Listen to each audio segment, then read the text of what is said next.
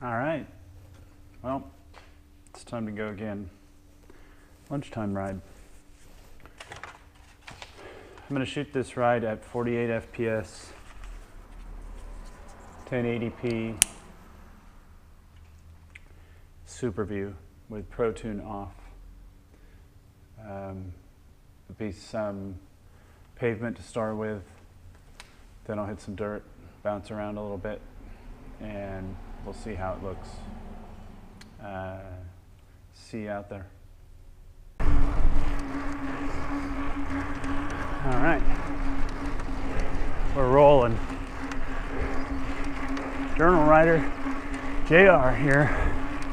Lunchtime ride today.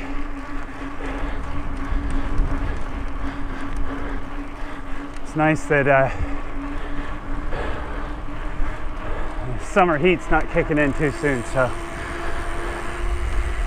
sneak out before. Often, real worst days, it's already over 100 by now, but luckily today it's not the case. I think I went too far. Shoot. All right. I'll take Twin Lakes instead.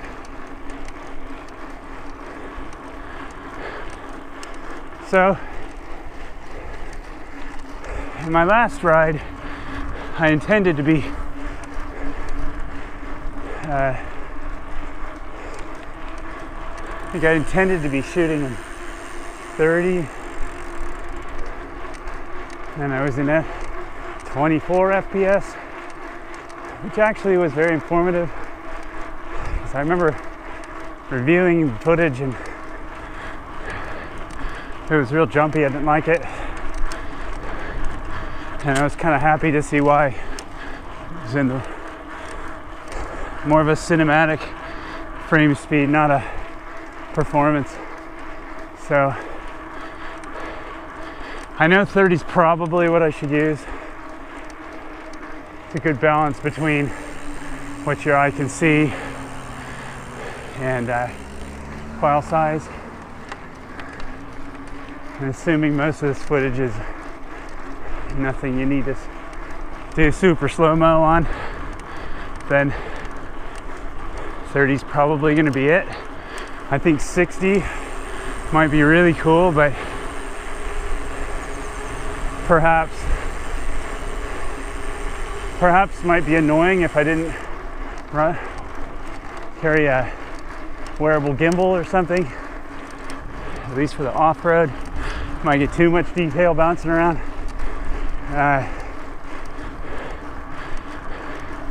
Also 60 it's really quite a lot of data.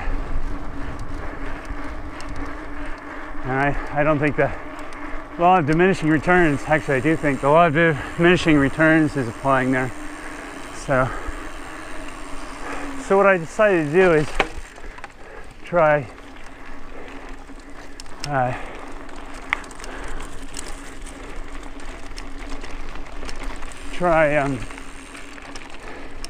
48. And this might also be large and not necessary, but that's okay. Most of the video that I've shot up to this point, it's 30, and so the 48 will be nice. I believe I did a 60 early on, and you can refer to that. I'm gonna go this way. Could go that way. This way looks like fun. So, I'll tell you, when it comes to California fires, this looks like the fuel is primed and ready here. Let's hope I don't know what I'm talking about and it's under control.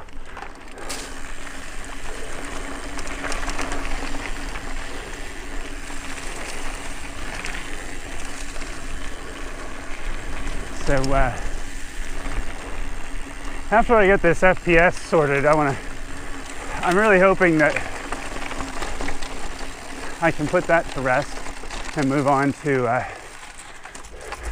resolution. I don't know if I want to be shooting at 1080p,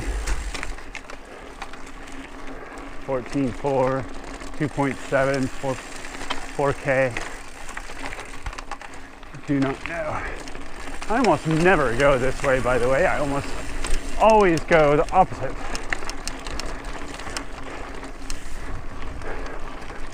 Usually go down instead of up.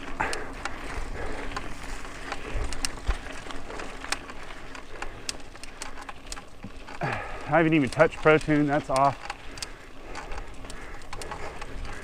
When I pair my phone with the camera, ProTune looks horrible with the way I have it set, so that's just more levers and buttons.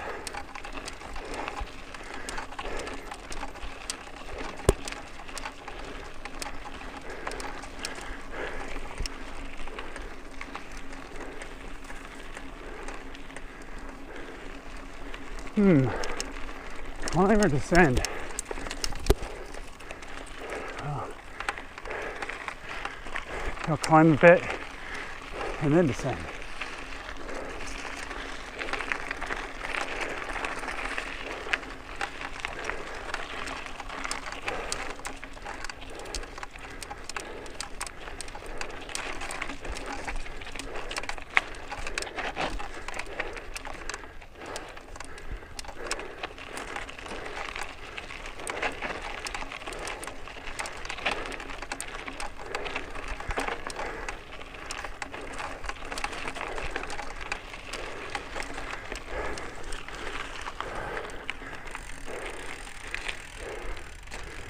You can see the water down there. That's the lake.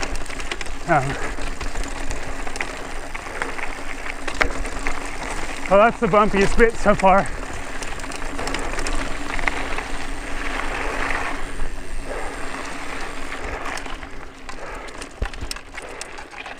So this is Lake Natoma. Well, you can't see it at the moment, but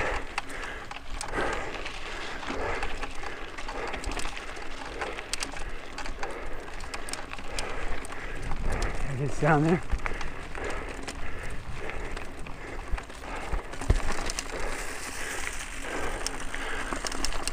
All right.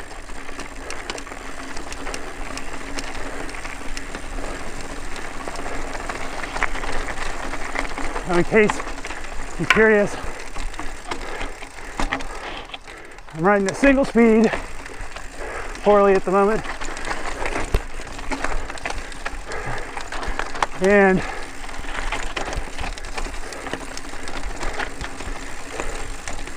a mountain bike, of course. To me, a single speed is a mountain bike. I know that's not the same for everyone.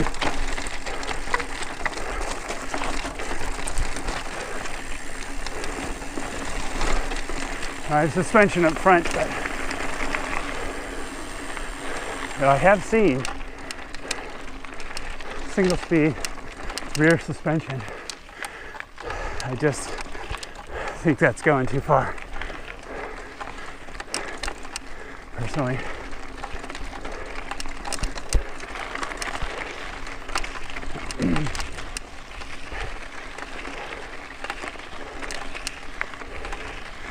I'm gonna hop into the trees here.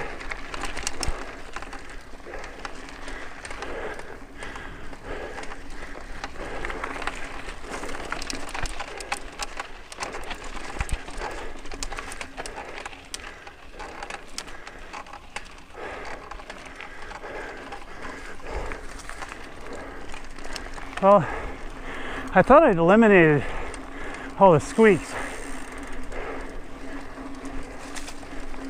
I definitely eliminated some, and they were coming from the headset, or basically the headset area. But in that climb back there,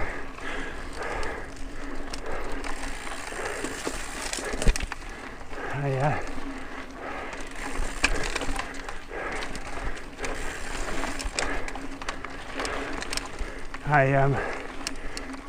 heard the bottom bracket still grinding away. Now, in order to make this bike a single speed, I'm using what's called an eccentric bottom bracket. Made by a company called Beer Components, B-E-E-R. And what it does, it fits into a BB30 shell on the bike. Provides is it a GPX or 24 mil interface? And then it's off center, so you can slack your chain, get your wheel on, and then rotate your bottom bracket. It tightens the chain. Great idea, but mine squeaks, and ask anybody, they'll say theirs squeak too. So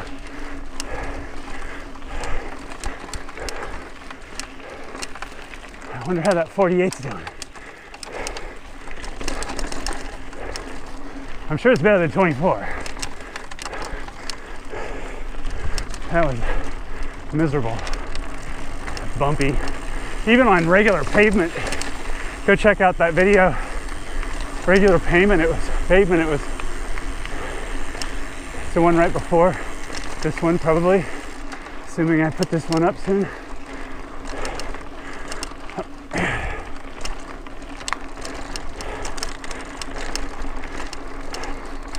So I didn't want to get into a big topic today, just doing a test ride for video and stretching my legs at lunch.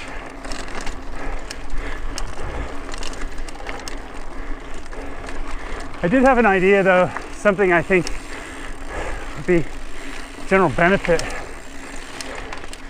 is Chinese carbon fiber. Who rides Chinese carbon fiber direct? You know, Hung Fu, Light Bicycle, XM, I Play.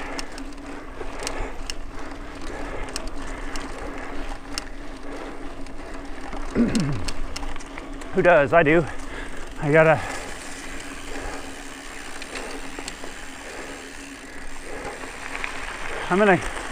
not gonna go into detail. I'm not gonna tell you what it is right now. I'll tell you what it is in a future video where I focus on it. I took a challenge, got this frame, put it this way, it's 2018, about halfway through.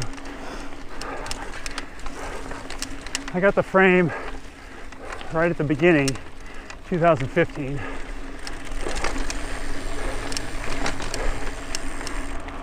I did put a suspension fork on it. Oh, sorry, no, a rigid carbon fork. And you know, a little bit of a adrenaline squeeze as I came around a corner, and there's a big daddy rattlesnake right in front of me. I whomped on the brakes and bloody snapped the fork. Wasn't even going down.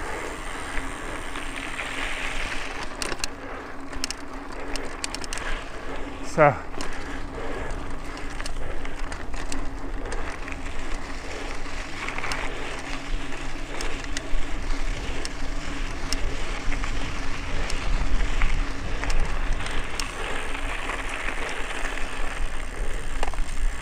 show you what I got.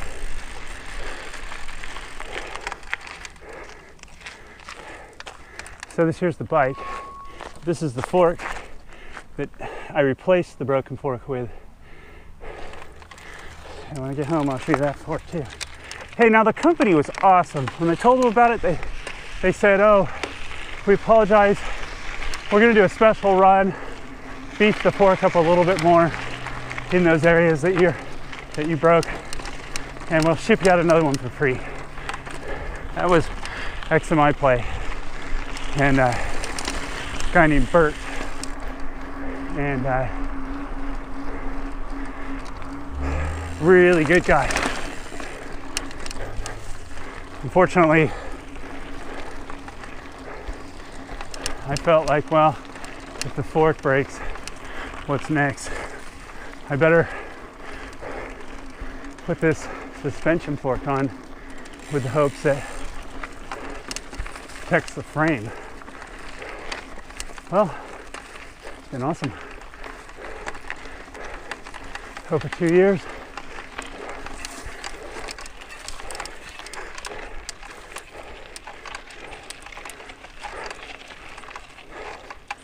Paired it up with these, or I should fix it up with a pair of these Stan's Arc X tubeless Hydro Brakes XT, and it's been a really great bike.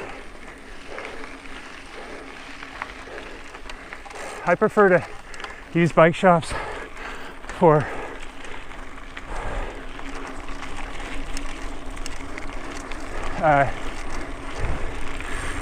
their bike mechanic skills.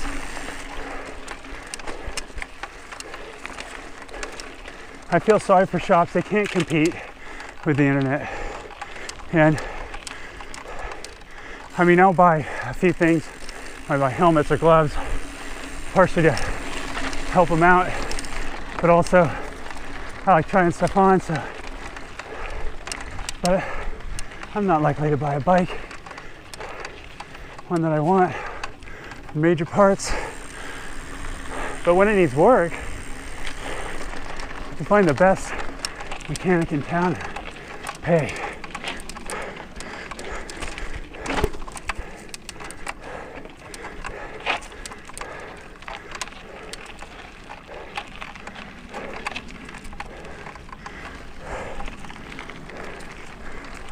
Starting to warm up now.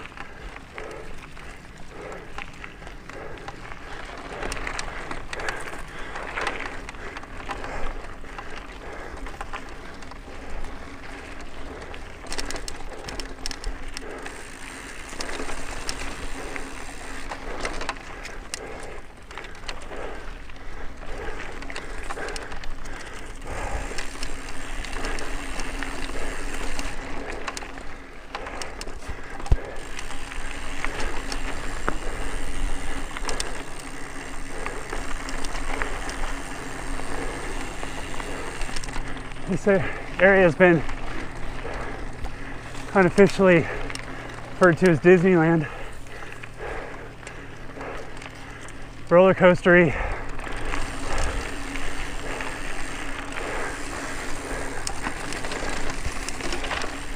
Wow, I might as well go back to work. I'm having a lot of trouble cornering.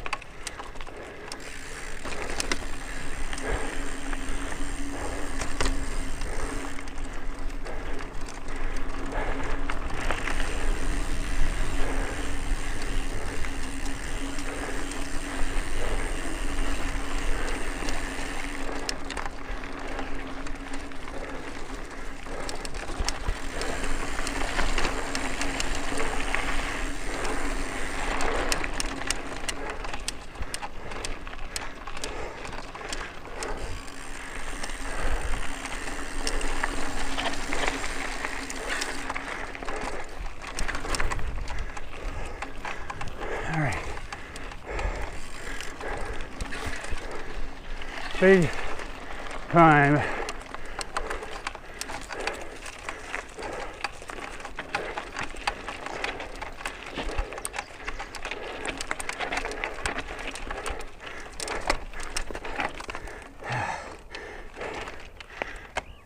Cricky. Can you see the water through the trees?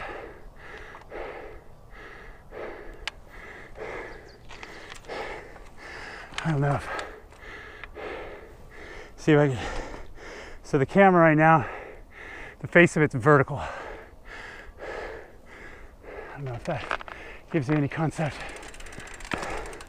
So after FPS, once I lock into what I'm going to use and its resolution, and then there's this subtle thing, is it perhaps 3x4 or super view. I don't think you get 1080p 3x4 on as a choice on this Hero 4.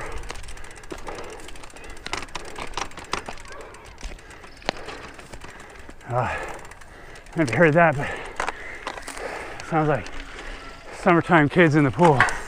Lucky them.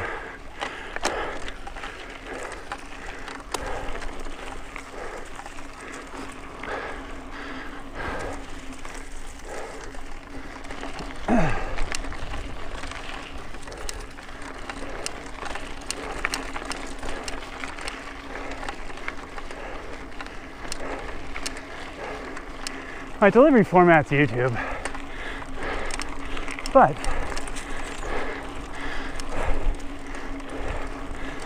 I often wonder, does it make sense collecting higher resolution or higher frame rate, since I don't know what I might do with it in the future. But to be honest, I'm pretty sure the reason for the camera shutting off last couple of hot rides was overheats easily on 4K. So that plus sheer file size, it's really file size. I mean, processing time, storage is cheap. You see what a 4 terabyte drive is, fraction of what they used to be. So I don't think total size in your library is a big deal.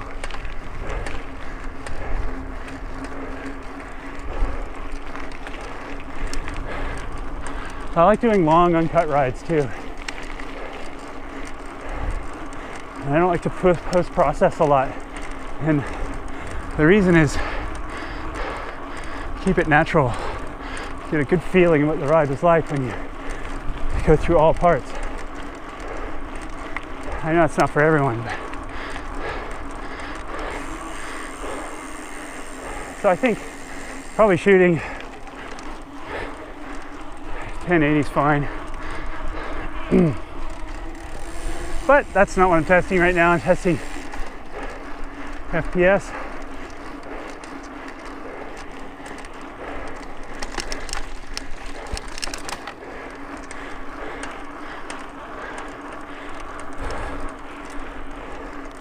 This is Phoenix Park. You've seen some other rides.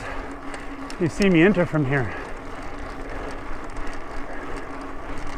What I did today is I started a little further upstream,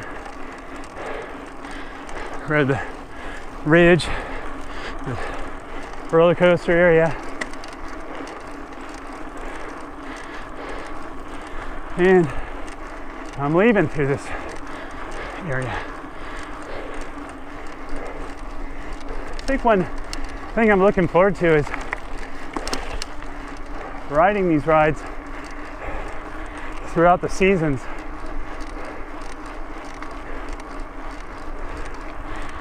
Might go through and tag and playlist the seasons or maybe the rides. So you can see, you could say, show me all the summer rides, or perhaps a ride with Phoenix Park, and over all the different seasons. But we got a ways for that. That's when in the future, when time rolls forward and I've got probably a motorcycle and new wheels on this bike. Yeah, because new wheels. I have an email out to Bert. This whole carbon fiber rim,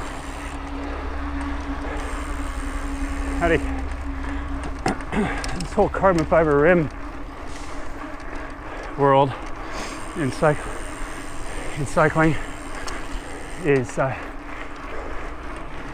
interesting. A few years ago, like, perception would have been, don't go near it. Maybe if you're racing, you have a race set, you ride your tougher wheels when you train. I don't race, at least not that level, so no need to have unreliable wheels. And then I keep hearing from people I really respect, in bike shops and mechanics and regular riders, that if you're going to have carbon anywhere, it might be the best spot. At the rims, actually, you benefit from the rotational weight, the shear weight, and they're built right, they're strong ass.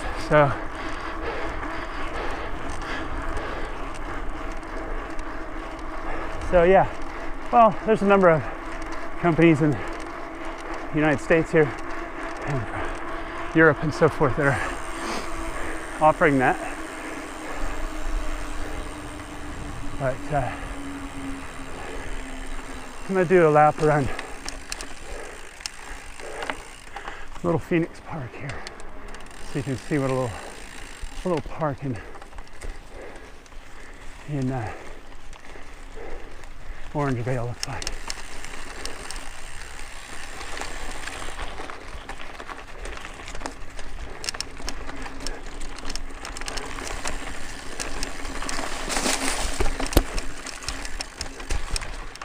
Got a little bumpy. So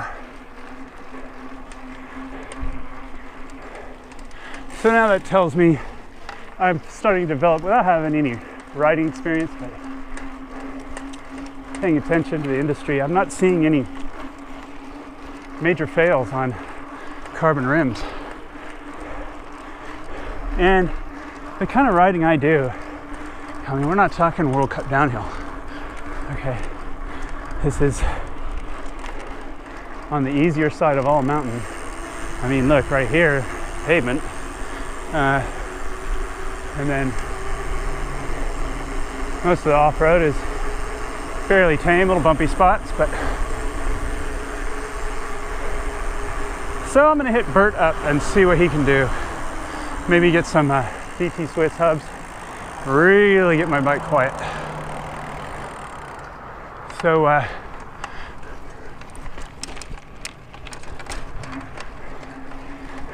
Journal Rider, I'm just about done with the ride today.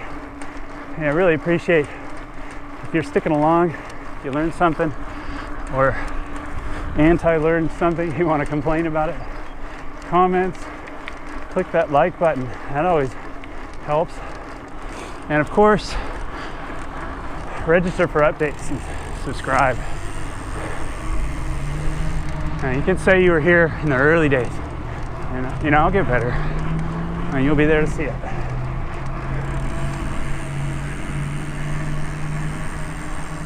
Be sure you got questions, ask them, because if I can't answer them, maybe someone else can. I'll go do some research for you. I'll go find a shop or some riders.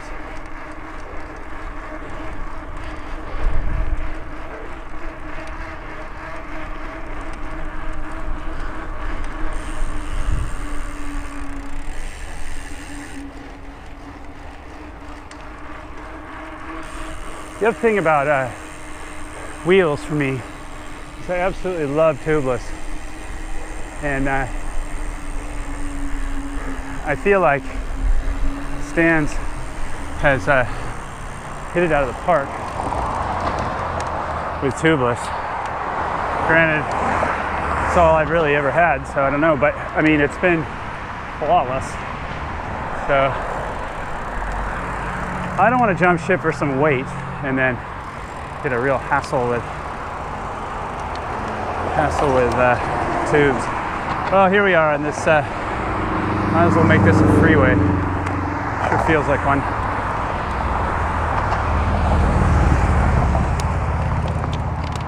Alright.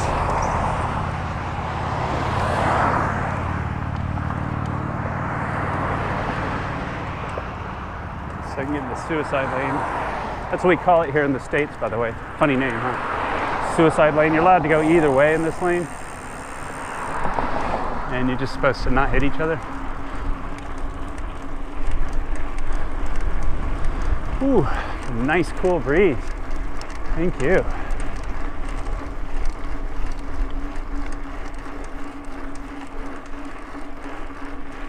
Let's see, if you're curious, I gotta get a computer at some point. It's been about 8 miles. Of course, I started the camera a bit late. And let's see, average miles per hour. Not sure if I can read this. About 15. That's pretty good for this gear. I've been wanting to put it back down to 2.1, but every time I do, my legs complain, so I'd rather clear climbs and spin out on flats than the other way around. All right, JR. I'll let her run, but I'm done.